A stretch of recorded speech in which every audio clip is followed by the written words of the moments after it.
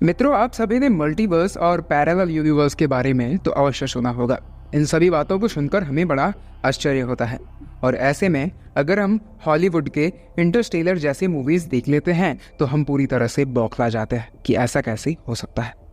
पर अगर मैं आपसे कहूं कि ये सभी चीजें वास्तविक में होती हैं और इन सभी चीजों के बारे में हमारे पुराणों और वेदों में बहुत पहले से लिखा जा चुका है, पर अगर मैं आपसे ये कहूं कि हमारे ब्रह्मांड में ऐसा कोई है जो जीते जी इन सभी चीज़ों को अनुभव करते हैं और एक समय से दूसरे समय में आ जा भी सकते हैं, जिसे न्यूटन की भाषा में स्पेस टाइम कहा जाता है, और उन्होंने 11 बार रामायण और 16 बार महाभारत होते हुए अपनी आंखों से प्रत्यक्ष रूप से देखा है।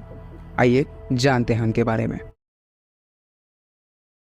मित्रों, गोस्वामी तुलसीदास जी के द्वारा रचित श्री रामचरितमानस के उत्तर कांड में काकभुसुंडी जी का एक कथा मिलता है कि रामायण में युद्ध के दौरान जब मेघनाथ ने भगवान श्री रामचंद्र जी को नागपाश से बांध दिया था, तब गरुड़ जी ने नागपाश के सभी नागों को प्रताड़ित कर कर श्री रामचंद्र जी को नागपाश के बंधन से छुड़ाया था। परंतु वहीं भगवान श्री राम जी के नागपाश में बंध जाने के कारण गरुड़ जी को भगवान राम के परब्रह्म होने पर संदेह हो गया। तब इस संदेह को दूर करने के लिए गरुड़ जी काकभुसुंडी जी के पास आ पहुंचे।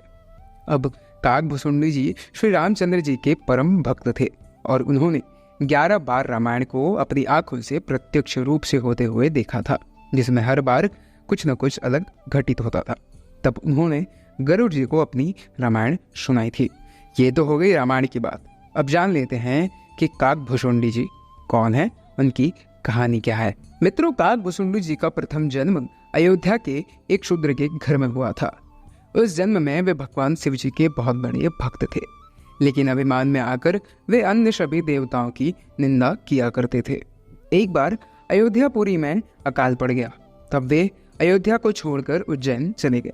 वहां उनकी एक दयालु ब्राह्मण जी से भेंट होती है और काकभुसुंडी जी ब्राह्मण के साथ रहकर उनकी सेवा करने लगते हैं। कुछ दिनों बाद ब्राह्मण देवता उनसे प्रसन्न होकर उन्हें शिव जी का मंत्र देते हैं। भगवान शिव का मंत्र पाकर उनका अभिमान और भी बढ़ जाता है और वह भगवान विष्णु सहित सभी अन्य देवताओं से द्रोह करने लगते हैं। फिर उनके गुरु ब्राह्मण जी को यह देखकर बहुत दुख होता है और वो काकभुसुंडी जी को भगवान श्री राम जी की भक्ति करने का उपदेश देते हैं। एक दिन काकभुसुंडी जी भगवान शिव जी के मंदिर जाकर उनकी पूजा आराधना करने के बाद वहां अपने गुरु जी का अपमान करने लगते हैं, जिसके बाद भगवान शिव जी क्रोधित होकर आकाशवाणी करके उन्हें श्राप देते हैं कि हे पापी मनुष्य, तुमने अपने गुरु का अपमान किया है, इसीलिए तुम सर्प की योनि में चले जाओगे। सर्प योनि के बाद तुम्हें 1000 बार अन्य योनि में जन्म लेना पड़ेगा। काकभुसुंडी जी के गुरु बड़े दयालु थे, इसलिए उन्होंने भगवान शिव जी से अपने शिष्य के लिए क्षमा प्रार्थना करने लगे। गुरु द्वारा क्षमा याचना करने पर भगवान शिव जी ने आकाशवाणी कर कहा कि हे ब्राह्मण, मेरा श्राप व्यर्थ नहीं जाएगा।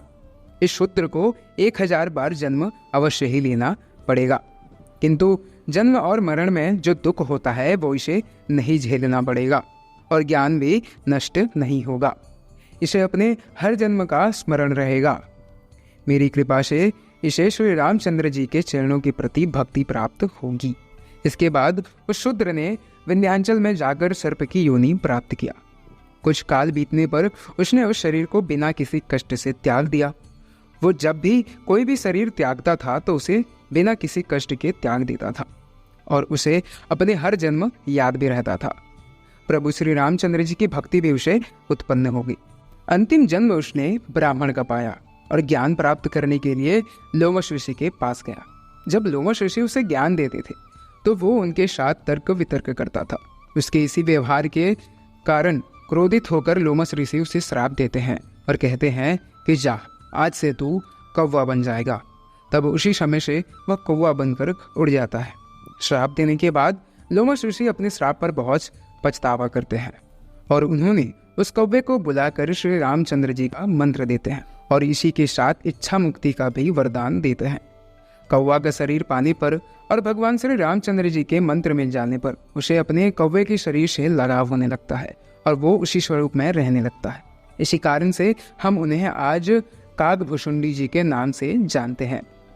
और कौवे के रूप में रहकर काकभुसुंडी जी को प्रभु श्री रामचंद्र जी के बहुत बार दर्शन भी हुए और प्रभु राम जी ने उन्हें आशीर्वाद भी दिया था कि काल उन्हें कभी नहीं मार सकता है।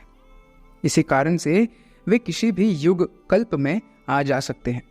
इसलिए उन्हें काकभुसुंडी समय यात्रा और द फर्स्ट टाइम ट्रैवलर भी कहा जाता है।